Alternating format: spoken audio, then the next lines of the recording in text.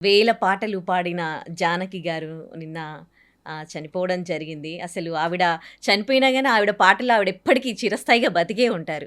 So, మీరు గూడా ఎన్నో సినిమాల్లో నటించారు. మీరు చేసిన సినిమాల్లో ఆవిడ పాటలు పాడారు. జానకి గారితో మీకేమైనా అనుబంధం ఉందా? ఉందమ్మా. ఒక్కసారి మేము హీరో విశాల్ పిక్చర్ చెన్నైలో ఈసీఆర్ రోడ్లో చేసాం. హ్మ్. అది గుర్తు తెచ్చుకుంటే చాలా కష్టంగా ఉంది మనసు. కొంతమందిని మనం మర్చిపోలేం. ఎమోషనల్ ఒక చంద్రమోహన్ గారు కానీ, చలపతి బాబాయ్ కానీ, అలా జానకమ్మ. ఎందుకంటే ఆ షూటింగ్ చేసేటప్పుడు జానకమ్మ గారు ఇంటి ఎదురుగా షూటింగ్ చేస్తున్నాం. బాల్కనీ నుంచి నేను చూస్తాను, లాన్లో కూర్చుని ఉంటారు. సాయంకాలం వెళ్ళిపోయి ఆవిడతో టీ తాగేసి కాఫీ కావాలంటే ఏం కావాలరా అనేవాళ్ళు. ఆ రా అన్న మాట తప్పేది కాదు. ప్రతి ఒక్కళ్ళని అలాగే చూసేవాళ్ళు అమ్మ. అందుకే జానకి అని చెప్పలేం, జానకి అమ్మ అంటాం. జానకమ్మ తల్లిలాగానే అందరిని చూసేవాళ్ళు. ఆవిడ మనలో ఇప్పుడు లేదు అని శారీరపరంగా లేదు ఆవిడ, అంతే. సినిమా ఈ పాట ఉన్నంత వరకు బాలుగారు ఉంటారు, జానకమ్మ ఉంటారు, లతా మంగేష్ గారు ఉంటారు. సినిమాలో ఉన్నది ఒక అదృష్టం అంతే. అవును, అందరూ ఉంటారు, మనలోనే ఉంటారు. అది జానకమ్మ పాట విన్నంత వరకు, మనం విన్నంత వరకు, మనం ఉన్నంత వరకు ఆవిడ మనతోనే ఉంటారు. ఒక్కటే, మీ ద్వారా ఆవిడ ఆత్మశాంతి కలగాలని, వాళ్ళ కుటుంబ సభ్యులకి మనోధైర్యాన్ని ఆ దేవుడు ప్రార్థించాలని కోరుకుంటున్నాను. అంటే చివరిసారి మీరు ఎప్పుడైనా కలిసిన జ్ఞాపకాలు ఏమైనా ఉన్నాయా? ఒక 3 years ముందు అనుకుంటా, 3-4 years ఉండొచ్చు. ఆ తర్వాత నేను కలవలేదు. చెన్నై నుంచి హైదరాబాద్కి వస్తున్నాం. వాళ్ళ అబ్బాయి పక్కన ఉన్నారు.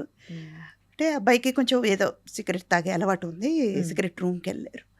అమ్మని చూసేటప్పుడు ఎదురుగా చూసి పరిగెత్తుకుంటూ వెళ్ళి కాఫీ ఇప్పించినమాట, ఇవరా అన్నారు. మళ్ళీ అలాగేరా.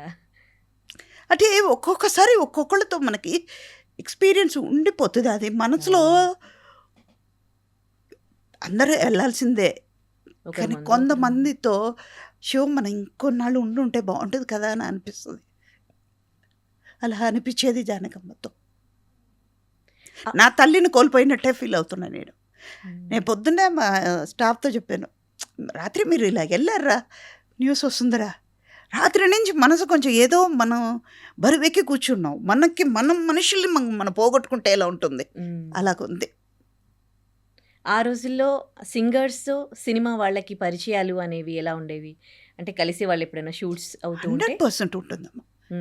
ఒక హీరో పాడుతున్నారు అంటే వెళ్ళిపోయి స్టూడియోలో వాళ్ళతో ఇలా పాడితే బాగుంటుంది కదా, వాళ్ళ వాయిస్ ఎలా ఉంటుందని విని బాలుగారు పాడేవారు అని. బాలుగారితో నేను 2 పిక్చర్లు చేశాను. వర్క్ చేసేటప్పుడు 2 పిక్చర్లు వర్క్ చేశాను. కానీ కాంబినేషన్ లేకపోయినా కూడా ఒక 2 సీన్ మాత్రమే కాంబినేషన్ ఉంది. అలా చెప్పేవాళ్ళు వాళ్ళ ఎక్స్పీరియన్స్ని. అలా జానకమ్మ మేము లాన్లో కింద కూర్చొని అమ్మతో మాట్లాడేది, ఇవన్నీ కొన్ని ఎక్స్పీరియన్స్. అవన్నీ అది ఉండేది అప్పట్లో, అది ఉండేది. ఈ సందర్భంగా నేను చెప్పేది ఏంటంటే, చిత్రమ్మకి మనోగారికి మనోధైర్యం చాలా ముఖ్యం. వాళ్ళిద్దరికి మాట్లాడితే జానకమ్మ జానకమ్మ అంటారు చిత్ర గారు. మనోగారికి కూడా అంతే, జానకమ్మ జానకమ్మ అని. ఇద్దరు, ఒక ఎడం భుజం పోయింది, కుడి భుజం పోయింది. ఇద్దరు లెజెండ్స్ పోయారు. మనోగారికి కానీ చిత్ర గారికి కానీ ఆ దేవుడు ఇంకా మనోధైర్యాన్ని ఇవ్వాలి, మనోబలం ఇవ్వాలి. మాటకి చిత్రమ్మని ఎప్పుడు అంటూ ఉంటారు జానకమ్మ జానకమ్మ అని. అంత ఇష్టం ఆవిడకి. ఇప్పుడు మనోగారు ఎలా ఉంటారో అని తలుచుకుంటేనే నాకు కష్టంగా ఉంది. రైట్. థ్యాంక్ యూ అమ్మ. థ్యాంక్ యూ అమ్మా.